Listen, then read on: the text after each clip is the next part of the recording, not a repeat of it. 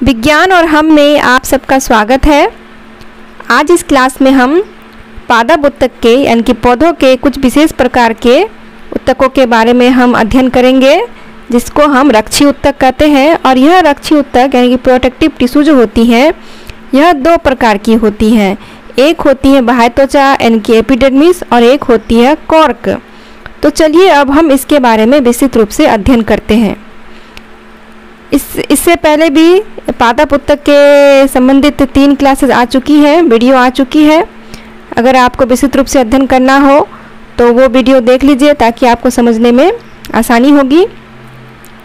रक्षी उत्तक भी पादप उत्तक संगठन यानी कि सिस्टम का ही एक भाग होता है और इसके अंतर्गत मुख्य रूप से 2 प्रकार की उत्तकें आती हैं, कोशिकाएं आती हैं।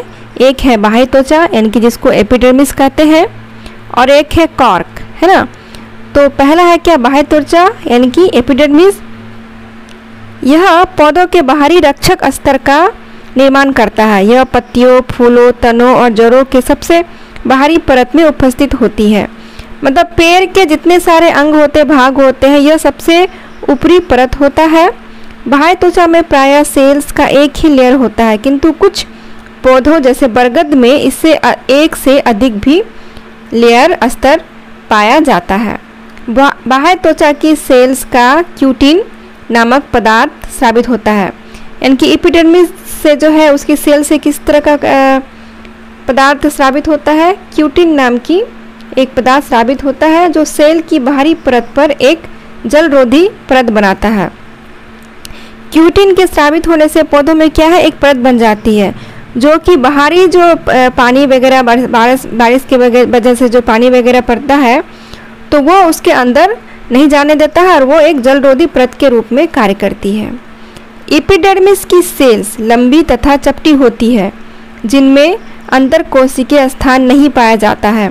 आपने देखा था कि कुछ कुछ सेलों में अंतरकोशिकीय स्थान पाई जाती है, लेकिन एपिडर्मिस की कोशिकाओं में इस तरह की अंतरकोशिका स्थान नहीं पाया जाता है।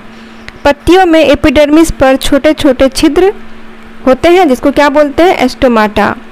और इन्हीं एस्टोमाटा के द्वारा गैसेज का क्या होता है, आदान प्रदान होता है।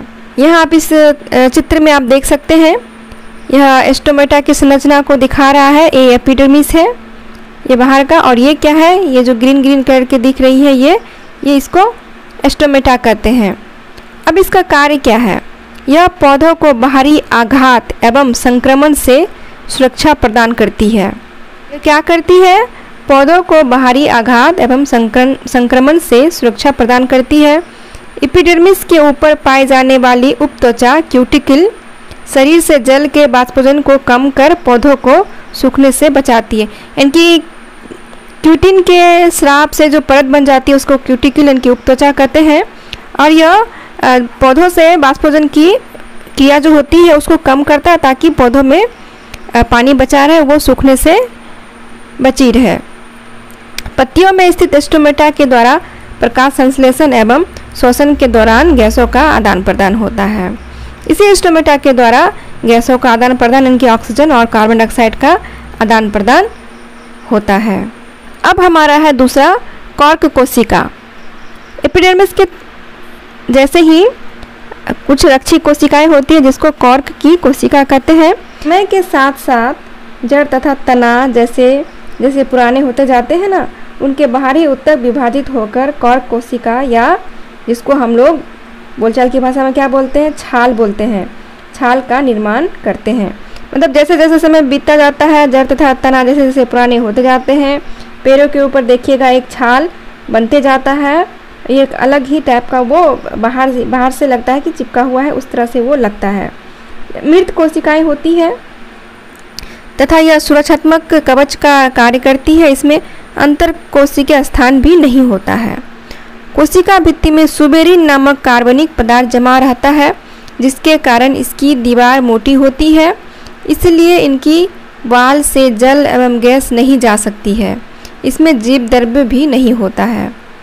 इसके कोशिका भित्ति में क्या पाई जाती है, इसके कोशिका भित्ति में सुबेरिन नामक कार्बनिक पदार्थ जमा रहता है जिसके कारण क्या होती है, इसकी दीवारें क्या होती है, मोटी होती है और इनकी वाल से जल एवं गैस नहीं जा सकती है।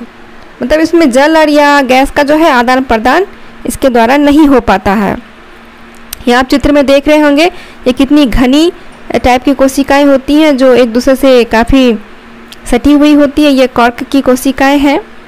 अब देखते हैं कि इसका कार्य क्या है। यह पौधों को बाहरी आघात एवं संक्रमण यानी कि इन्फेक्शन से बचाता है। कॉर्क में आग जल्दी नहीं लगती है, इसलिए इसका प्रयोग उष्मारोधी यानी कि हीट इंसुलेटर का कार्य करता है। यह काफ़ी हल्का भी होता है।